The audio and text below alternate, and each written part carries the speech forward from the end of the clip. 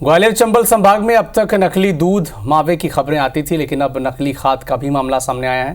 दरअसल भीतरवार के रहने वाले किसान साधु सिंह ने खाद की किल्लत के बीच ब्लैक में एक सोसाइटी से 1350 रुपए की कीमत का खाद 1700 रुपए में खरीदा, लेकिन जब खाद के कट्टे को किसान ने खोला तो वह नकली निकला।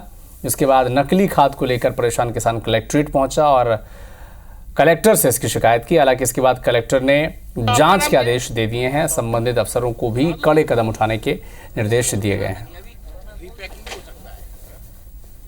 अभी तक आपने सुना होगा कि चंबल में नकली बाबा मिलता है, नकली दूध मिलता है, लेकिन खाद की क्राइसिस है। और खाद की क्राइसिस में आप देखेंगे कि ये किसान पहुंचे हैं कलेक्ट्रेट पर। उनका कहना है कि ये नकली खाद है। ये जो किसान है इनसे बात करते हैं। जब ये कब आपने कट्टा खरीदा था, कितना खरीदा और क्यों, कैसे पता चला कि नकली है?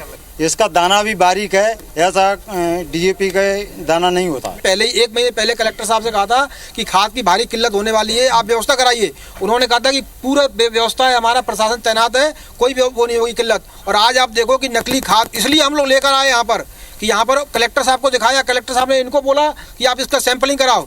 अब ये सैंपल लेने से मना कर रहे हैं। वो कह रहे हैं दुकान का सैंपल लेंगे। आप बताओ, दुकान में वो असली खाद का देगा, वो इसका क्यों देगा डीएपी का? और वो भी जो है महंगी खाद की ये कह रहे हैं। मैं कह रहा हूँ कि आप कोई भी चला जाए, रसीद कोई भी नहीं दे रहा, ना सरकारी ना प्राइवेट। तो कितने का कट्टा है और कितने में ये? 50 रुपए का डीएपी का घोषित रेट है इसकी, और 1350 का घोषित रेट है इसकी।